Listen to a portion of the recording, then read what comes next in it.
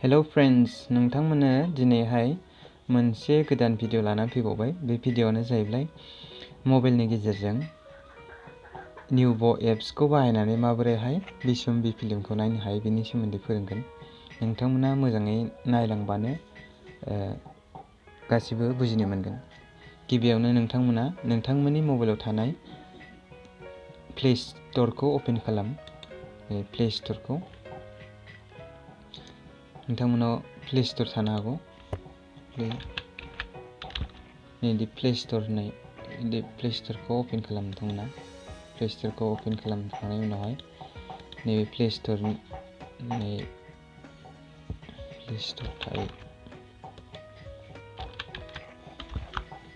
Play स्टोरखौ open खालामदो। खालामनायनि उनाव नैबे सार्च बाराव न्यूबो होननानै सार्च खालामदो। NEWBO बिदि सार्च खालामदो आरो सार्च खालामनायनि उनावहाय नैबिदि नुगोन बे न्यूबो बिदि लिरनाय। नोंथांमोना नैखौ इनस्टल खालामनानै ला। इनस्टल खालामदो। टटेल 28 MB दसे सम लागोन।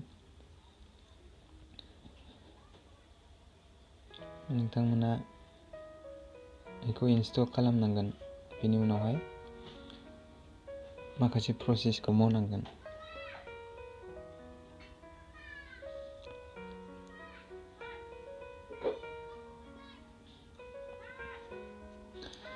इनस्टलिं जागासिनो। इनस्टल जाखांनायनि उनाव नोंथांमोना ओपन खालामनो हागोन। ओपन नोंथांमोना नोंथांमोननि मबाइल नाम्बारखौ बाव होनांगोन आरो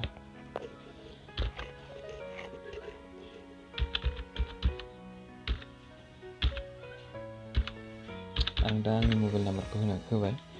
बेनि उनावहाय नोंथांमोना नैबे भेरिफाइ फन नाम्बार होनायाव थुनांगोन आरो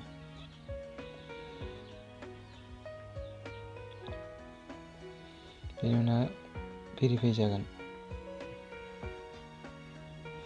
भेरिफाइं इउर रबटनो OTP फैगोन। हारसिंनो भेरिफाइ जागोन। दसे समनि नैबेयाव लिरदों 924313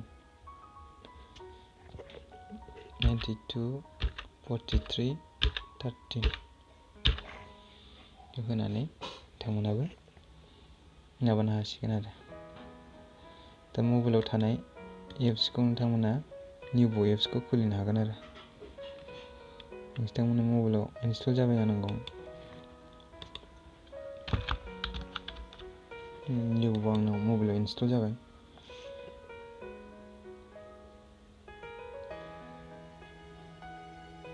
नैबिदि फैगोन आरो बिशम्बी होननाय। नोंथांमोना नैबे बिशम्बीयाव थुनानै मा खालामनो हागोन, नै ट्रेलार नायगोनबा बेयाव ट्रेलारखौबो नायनो हागोन।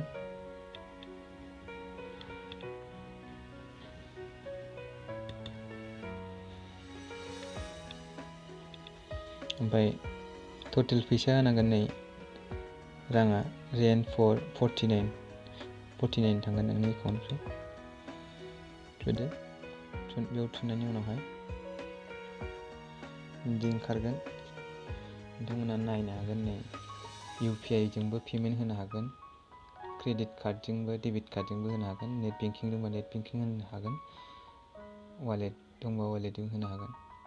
दा बांसिनावनो नेट बेंकिं गैया, UPIबो गैया, क्रेडिट कार्ड बा ATMफोर थायो नालाय ATMआव थुनोसै आं।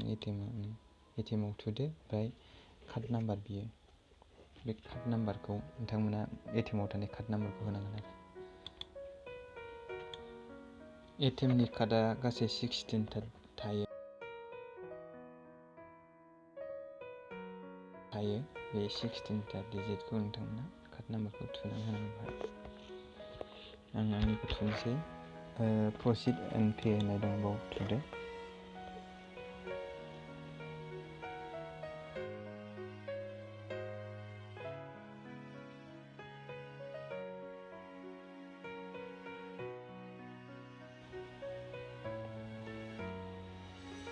दाना मबाइलाव OTP थांगोन। OTP खौबो होनोसै नै OTP आ नै बिदि OTP थांगोन आरो देखायनोसै बिदि OTP थांगोन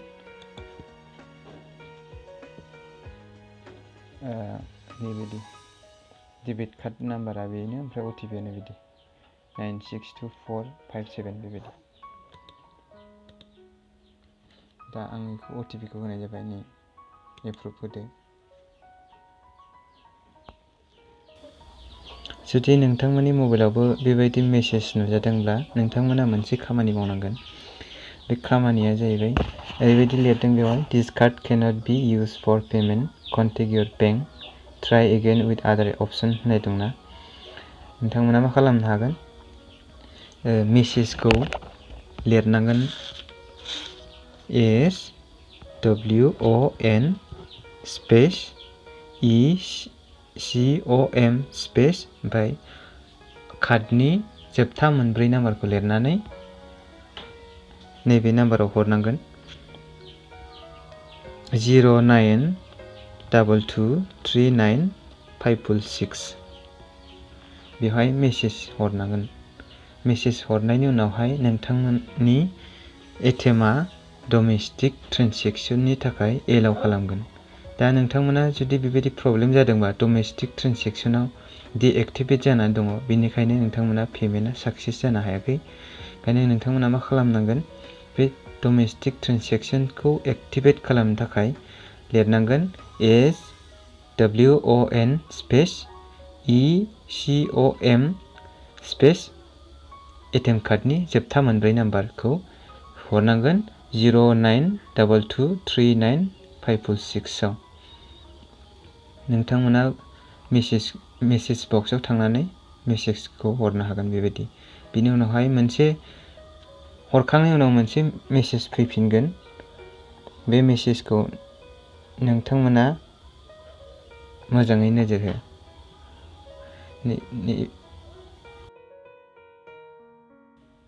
बेयाव लिरदों dear customer your request for switching on ecom service for card number is process successfully reference number होदों बेबायदि स्टेट बेंक नोंथांमोना बेबायदि जुदि फैयोब्लानो नोंथांमोना नोंथांमोननि इकम सार्भिसआव ट्रेन्जेक्सन खालामनो हानायखौ एक्टिभेट खालामना होनाय जाबाय होननानै हमना लानो हागोन दा नोंथांमोना NEWBO एप्सखौ खुलिनानै नोंथांमोना पेमेन्टखौ गोदानै होफिननो हासिगोन बेनिफ्राय बिशम्बियाव थुफिनदो थुनानै गाहायाव बोख्लायोबा मोनसे अपसन नुगोन बेयाव नायखा 600 MB जागोननो 360p क्वालिटियाव नायोब्ला MB आ होनांगोन मोनसे बे फिल्मखौ नायनो थाखाय 49 रां होनांगोन क्लिक खालामदो क्लिक खालामनायनि उनावहाय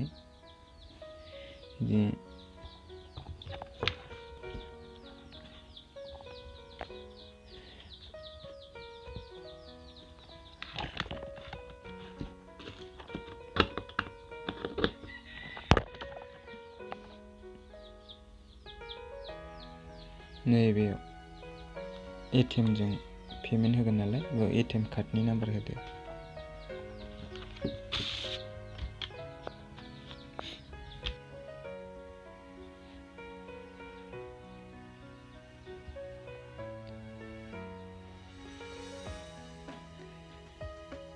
OTP फैगोन मेसेजखौ फरायनो थाखाय एलाउ होनोसै दा OTP आ फैखाबाय नै OTP खौ एप्रुभ होनाय जानोसै ओमफ्राय पेमेन्ट साक्सेसफुल जाबाय कंग्रेचुलेसन जाबाय दा आं फिल्मखौ नायनो हासिगोन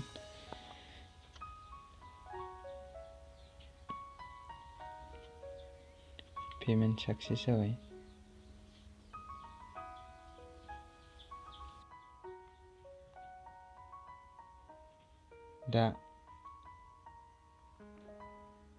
दा नोंथांमोननो खोन्थाखानाय जायो गोदान बेक फैफिननानै नैबेबायदि लिरनाय दं वाट्स एक्सपायर इन 3 days सानथामनि दाबो नायनो हागोन बा सानथामसोनि गेजेराव नायनो हागोन आरोखि दा पेमेन्टखौ होखानाय जाबाय नालाय दा नायनो गोसोबा आंबो नायनो हासिगोन आरो बिदि फैगोन बेयाव थुदो